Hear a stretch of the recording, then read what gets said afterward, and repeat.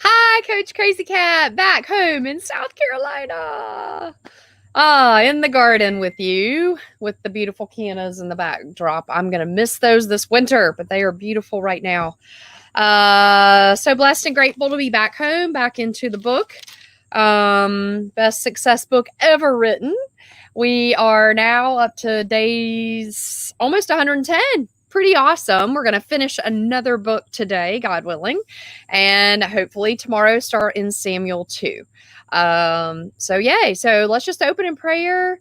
Father God, I just praise you so much for your beautiful, beautiful, beautiful word, Father, and for all the wisdom that's in here for us to unlock and discover every day, and for you to teach us and to work through work in us through your Holy Spirit, Father. I just praise you, and I pray that your words will be with me, and that I'm nothing. I'm just your humble servant, Father. I just pray that you would speak the way you would have me to speak and to say what you'd have me to say, Father. I just praise you for the freedom to be able to share your word, and for the opportunity to be able to bless others with your amazing word, which is just such an amazing, amazing gift. I just praise you and all. Amen. All right. So let's finish up the book of 1 Samuel. We're going to start in chapter 28. And it came to be in those days that the Philistines gathered their armies for battle to fight with Israel. And Akish said to David, "You know, of course, that you are to go out with me in the army, you and your men." So as a reminder from chapter 27, Akish was a sovereign in the Philistines. And David had been living among the Philistines because Saul was tracking him down. And David was still going in and picking off enemies of both the Philistines and of Israel. And so he was very well thought of. And so Akish really thinks a lot of him. And the Philistines are about to go into battle against the Israelites. And Akish wants David to go with him. But God's going to block him, which I think is just so neat. Just showing how wonderful God is, that he'll take away a problem before you have it if it's in his will to do so, and if you trust him. So he's going to make it where David doesn't go to battle with them, because it is the battle that Saul is going to die in, and David's not there, and it's really cool. And David said to Akish, "Very well, you should know that know what your servant should do." And Akish said to David, "Very well, I will make you one of my chief guardians forever." So he wants to make him a chief guardian in the army. Samuel had died, and all of Israel had mourned for him and buried him in Ramah in his own city, and Saul had put away the mediums and the spiritists from the land. So I think this is important to note, that Saul had put away the mediums and the spiritists. So he had put away all the people, the diviners, people who were calling up spirits, people who were worshiping and making it easy to worship anyone but the one true God. So even though Saul had a lot of issues, which we're going to revisit today, it appears that he still had faith and trust in God. So even though his spirit was troubled, he didn't have patience, and he did a lot of really bad things, he still had people, not like he wiped people out on the land. And I think that's like pretty cool. So anyway, the Philistines were gathered and came and encamped at Shunem, and Saul gathered all of Israel, and they encamped at Gilboa. And when Saul saw the army of the Philistines, he was afraid, and his heart trembled greatly. And Saul inquired of Jehovah, but Jehovah did not answer him, either by dreams or Urim or by the prophets. Urim is what the priest wore in his jacket, the Thummim and the Urim, and it would light up to let you know which way to go. So Saul's not getting his answers, and being the way Saul has been all along, he's not going to show patience. He's not going to pray and really ask and really seek. He's going to go and take it into his own hands, which is what got him in trouble to start with. So Saul says to his servants, "Find me a woman who's a medium and go and inquire of her." And his servants said to him, "Look, here is a woman at Endor." So Saul, he took everybody out, all the mediums and the spiritists, but now he doesn't have Samuel, and he's freaking out, and he can't get an answer on his own timeline. So instead of actually going back and really studying God's word and praying, he's going to try to take things into his own hands, get himself into trouble again. So Saul disguised himself, and he put on other garments, and he and 2 men with him, and they came to the woman by night and said, "Please divine for me, and bring up for me the one I shall name." But the woman said, "Look, you know what Saul has done. He has cut off the mediums and the spiritists from the land. Why do you lay a snare for my life to put me to death?" And Saul swore to her by Jehovah, saying, as Jehovah lives, no punishment comes upon you for this matter. And the woman said, whom do I bring up for you? And he said, bring up Samuel. So Saul wants to talk to Samuel. So it's not like he went and worshiped other gods, but he's taking matters into his own hand. He's going to somebody he shouldn't be going to who doesn't believe in God. And he's taking his advice from a bad place. And now he's calling up Samuel. And when the woman saw Samuel, she cried out with a loud voice, and the woman spoke to Saul, saying, why have you deceived me? You yourself are Saul. And the sovereign said to her, do not be afraid. What did you see? And the woman said to Saul, I saw a spirit coming up out of the earth. And he said, what is his form? And she said, an old man is coming up, and he is covered with a mantle. And Saul knew it was Samuel, and he bowed his face to the ground and did obeisance. And Samuel said to Saul, why have you disturbed me by bringing me up? And Saul answered, I am deeply distressed, for the Philistines are fighting against me, and Elohim has turned aside from me and does not answer me anymore, neither by prophets nor by dreams. And I have called you to reveal to me what I should do. And Samuel said, why do you ask me, seeing that Jehovah has turned aside from you and has become your enemy? Jehovah has done for himself as he spoke by me, for Jehovah has torn the rein out of your hand and given it into your neighbor David, because you did not obey the voice of Jehovah nor execute his burning wrath upon Amaleq. Therefore, Jehovah has done this matter to you today. So we'll pause there and we'll go back to 1 Samuel 15:9, which is where the matter of Amaleq came from. And the people of Amaleq were blotted back in Exodus 17:8-14, because they had been very cruel to the children of Israel as they were going through the wilderness. So God had blotted their name, and he told Saul to go in and wipe them out, which he says in 15 verse 3, go and strike Amaleq and put him under the ban and put them all to death. But Saul spared Agag, who was the leader, and he took the best of the sheep. So he demonstrated greed in 1 Samuel 15:9. And then Samuel heard the bleating of the sheep and asked him about it. But he lied to Samuel in verse 13. And then Saul's talking to him, and he's trying to justify his position. And several times he says, your Elohim, Jehovah, your Elohim, showing that he had kind of backed away. It doesn't necessarily say he didn't trust God anymore, but he obviously knows who God is, and he knows that he has power, but he doesn't have this closeness because he's allowing his pride and his ego to run things instead of actually his trust in God. And then he justifies himself in 20-23. And Samuel said in 28, Samuel said to him, Jehovah has torn the reign of Israel from you today and has given it to a neighbor of yours better than you. So that was in 15:28. So this is referring back to that. And you didn't obey. And therefore, and several times he sinned over and over. It wasn't the first time he had sinned, but it just shows that God's patient with us, and he will, work with us, and he continues to prompt us. But at some point in time, you kind of have done it too many times and you're done.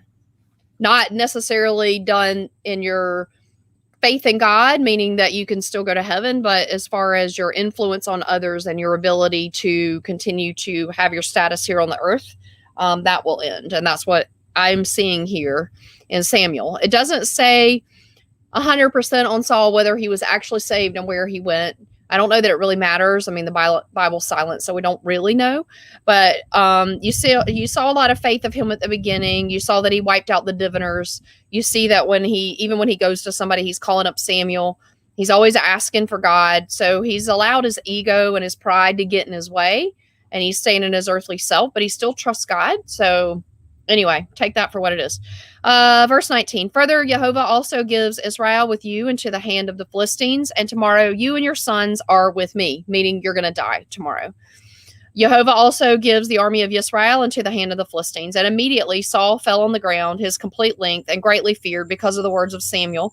There was no strength in him, for he had eaten no food day or night. And the woman came to Saul and saw that he had been greatly disturbed, and said to him, see, your female servant has obeyed your voice. I have put my life into my hands, and have listened to the words which you spoke. Now please listen to the voice of your female servant too, and let me set a piece of bread before you and eat, so that you have strength when you go on your way. But he refused and said, I am not going to eat. But his servants together with the woman urged him, and he listened to their voice. So he rose from the ground and sat on the bed. And the woman had a fatted calf in the house, and she quickly slaughtered it, and she took flour and kneaded it and baked unleavened bread from it. And she brought it before Saul and his servants, and they ate and rose up and went away that night.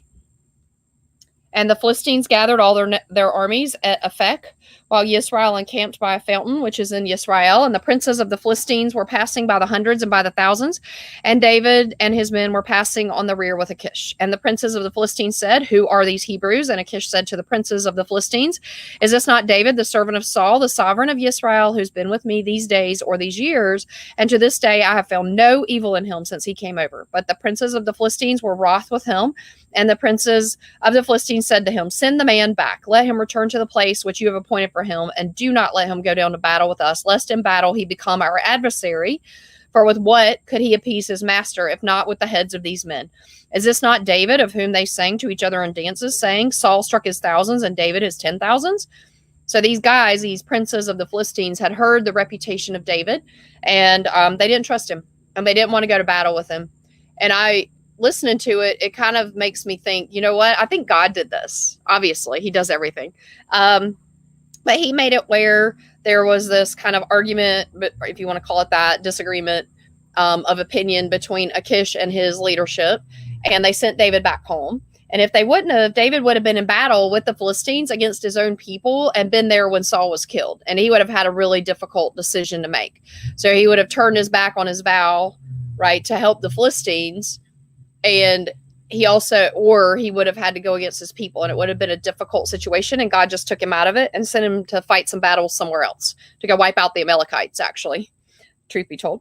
So anyway, Akish called David and said to him, "As Jehovah lives, you have been straight, and your going out and your coming in with me in the army is good in my eyes.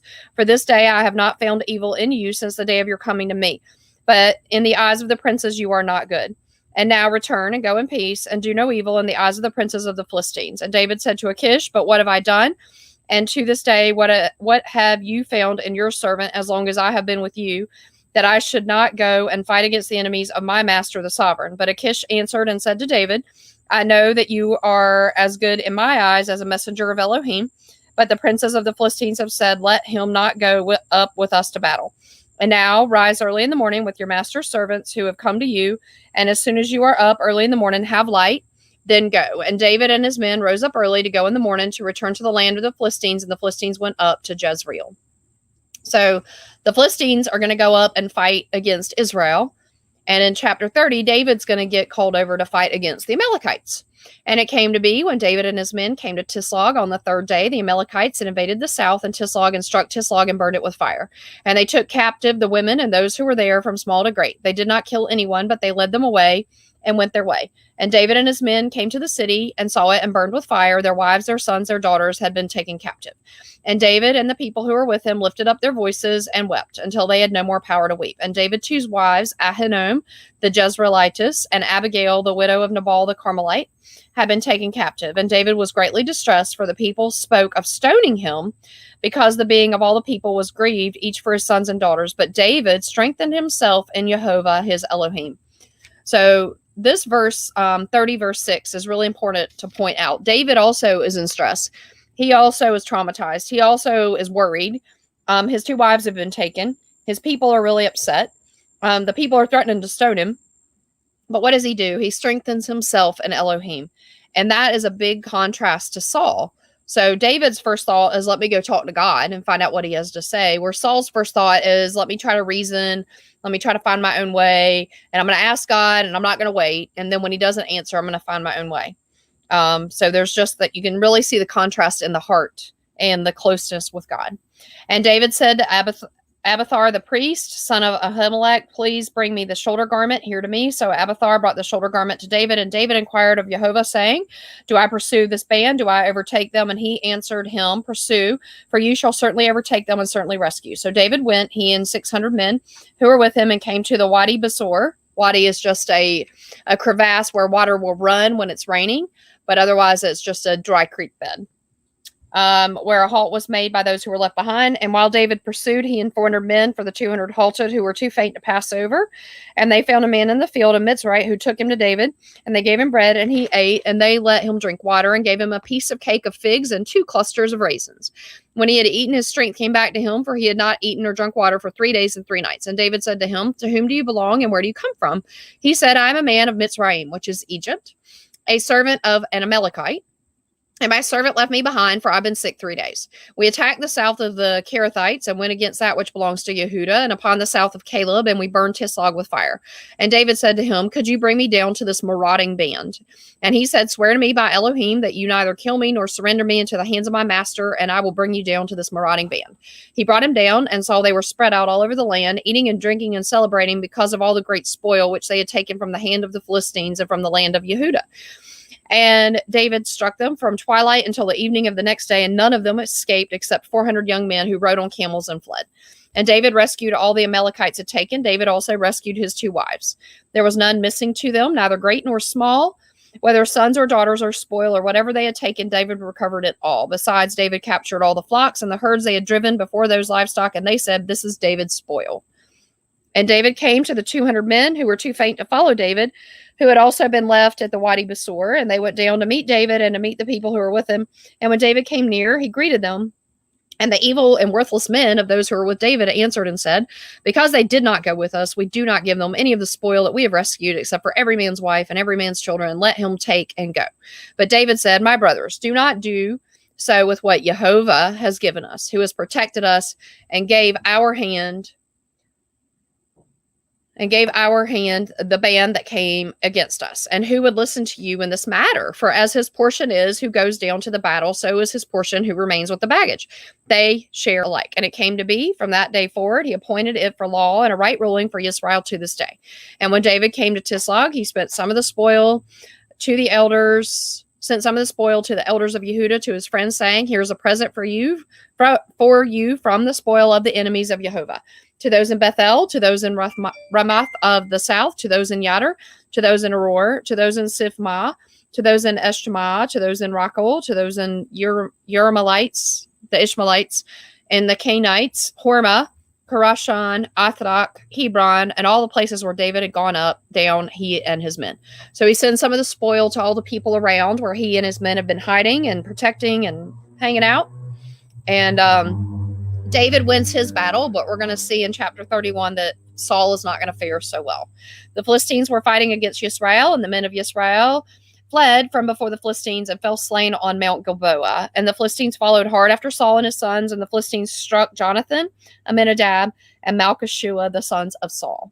And the battle went hard against Saul, and the archers hit him, so that he was severely wounded by the archers. And Saul said to the armor bearer, draw your sword and thrust me through with it, lest these uncircumcised men come and thrust me through and roll themselves on me. But his armor bearer would not, for he was greatly afraid. So Saul took the sword and fell on it. And when his armor bearer saw that Saul was dead, he also fell on his sword and died with him. Thus Saul died, 3 of his sons, and his armor bearer, also all of his men, together in that day. And they saw the men of Israel who were beyond the valley, and those who were beyond the Jordan, that the men of Israel had fled, and Saul and his sons were dead. So they forsook the cities and fled, and the Philistines came and dwelt in them. And the next day it came to be, when the Philistines came to strip the slain, that they found Saul and his 3 sons fallen in Mount Gilboa. They cut off his head and stripped off his armor and sent throughout the land of the Philistines to announce it in the house of their idols and to the people. They placed his armor in the house of Ashtaroth, and they fastened his body to the wall of Bethshan. And the inhabitants of Jabesh Gilead heard what the Philistines had done to Saul, and all the brave men arose and went all night and took the body of Saul and the bodies of his sons from the wall of Bethshan, and they came to Jabesh and burned them there, and they took their bones and buried them under the tamarisk tree at Jabesh and fasted for 7 days.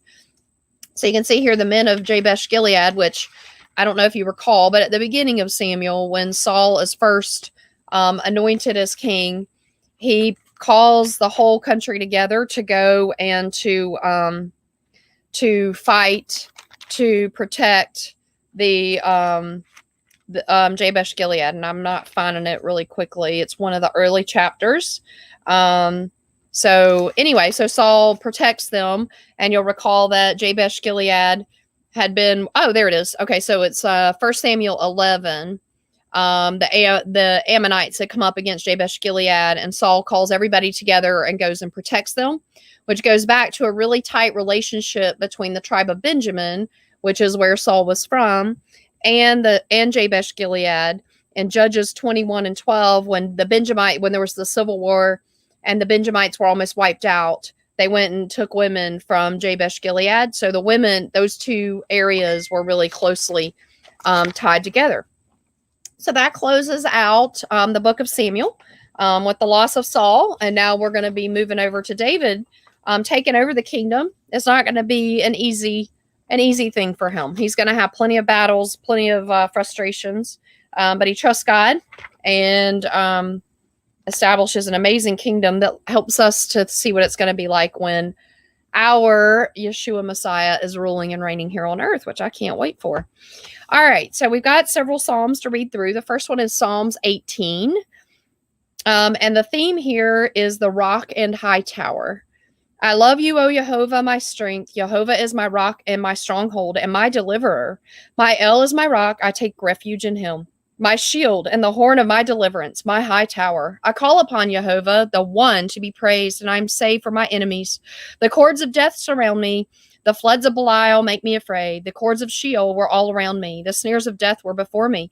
In my distress, I called upon Yehovah, and to my Elohim I cried. He heard my voice from his gate, and my cry went out before him into his ears. And the earth shook and trembled. Even the foundations of the mountains were troubled. They shook because he was wroth. Smoke went up from his nostrils, consuming fire from his mouth. Coals were kindled by it. He bowed the heavens and came down. Thick darkness was under his feet. He rode upon a cherub and flew. He flew upon the wings of the wind. He made darkness his covering, around him his booth, darkness of the waters, thick clouds of the skies. From brightness before him, his thick clouds passed, hail and coals of fire. And Yehovah thundered in the heavens. The Most High sent forth his voice, hail and coals of fire. He sent out his arrows and scattered them. Much lightning and confused them. The channels of the water were seen, and the foundations of the world were uncovered. At your rebuke, O Yehovah, and the blast of your breath, your nostrils. He sent me from above. He took me. He drew me out of many waters. He delivered me from my strong enemy and from those hating me, for they were stronger than I. They confronted me in the day of my calamity, but Yehovah was my support. He brought me into a large place. He delivered me, for he delighted in me. Yehovah rewarded me according to my righteousness. According to the cleanness of my hands, he repaid me. For I have guarded the ways of Yehovah and have not acted wrongly against my Elohim. For all of his right rulings are before me. I did not turn from his laws. I am perfect before him, and I guard myself from my crookedness. Yehovah repays me according to my righteousness, according to the cleanness of my hands before his eyes. With the lovingly committed, you show yourself lovingly committed. With the perfect one, you show yourself perfect. With the clean, you show yourself clean. And with the crooked, you show yourself twisted. For you shall save the afflicted people and bring down those whose eyes are haughty. For you yourself light my lamp. Yehovah my Elohim makes my darkness light. For with you I run against a band, and with my Elohim I leap over a wall. The El, his way is perfect. The word of Yehovah is proven. He is a shield to all who take refuge in him. For who is Eloah besides Yehovah, and who is a rock except our Elohim? It is El who girds me with strength and makes my way perfect, making my feet like the feet of deer.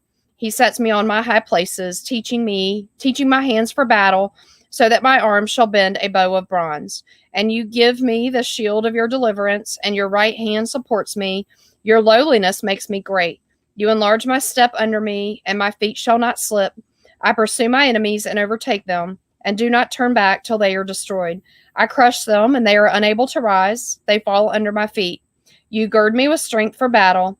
Cause my adversaries to bow under me. And you have made my enemies turn their backs. As for those hating me, I cut them off. They cry, but no one is there to save. To Yehovah, but he answers them not.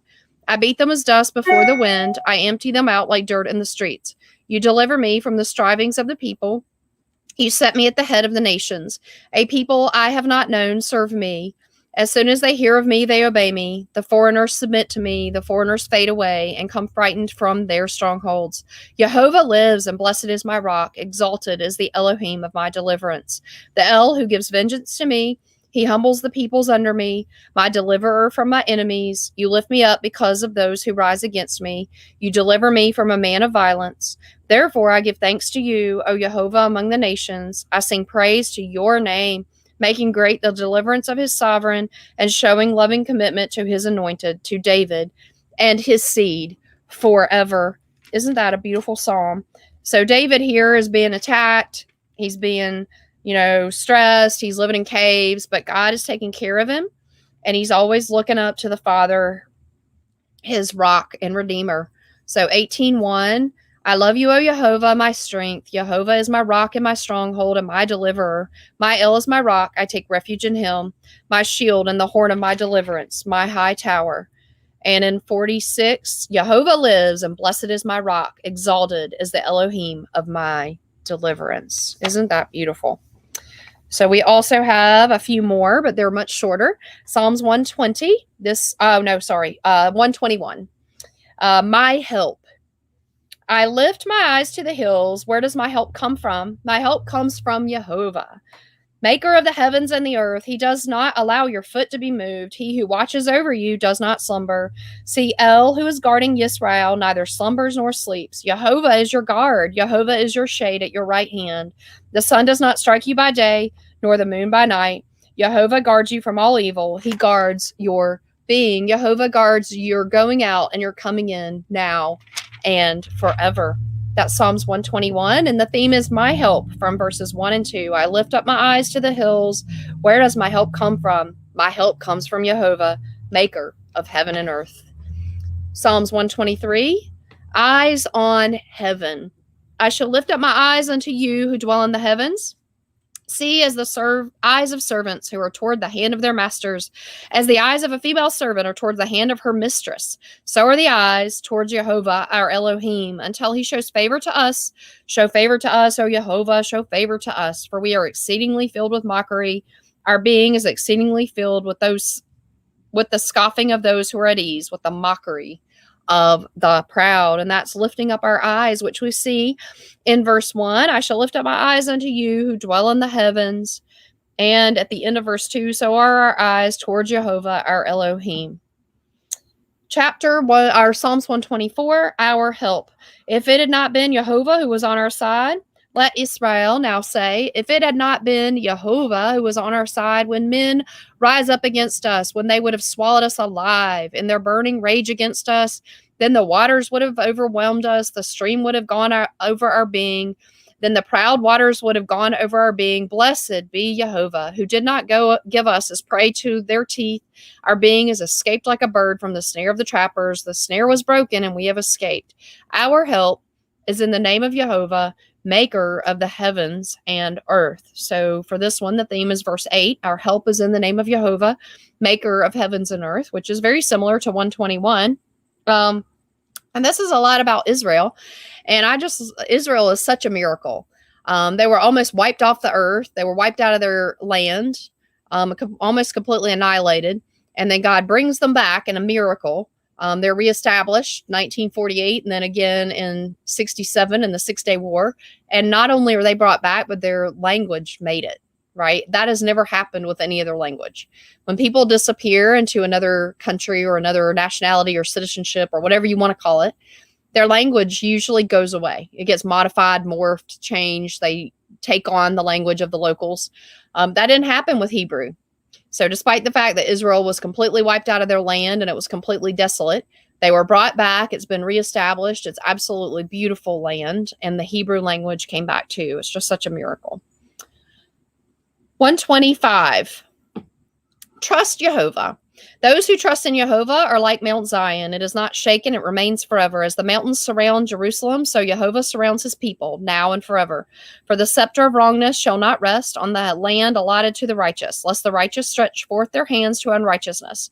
Do good, O Yehovah, to those who are good, and to those who are upright in their hearts. But those who turn aside to their crooked ways, Yehovah shall lead them away. With the workers of wickedness, peace be upon Yisrael. So chapter 125:1, those who trust in Yehovah are like Mount Zion. It is not shaken and it remains forever. 128, fear Yehovah. Blessed are all those who fear Yehovah, who walk in his ways. You shall eat the labor of your hands. Be blessed and let it be well with you. Let your wife be as a fruit-bearing vine within your house. Your sons like olive plants all around your table. So shall the man be blessed who fears Jehovah. Jehovah shall bless you out of Zion and let you see the good of Jerusalem all the days of your life and let you see your children's children. Peace be upon Yisrael. So the first verse, actually verse 1 and 4. Blessed are all who fear Jehovah, who walk in his ways. And look, so shall the man be blessed who fears Jehovah. 129.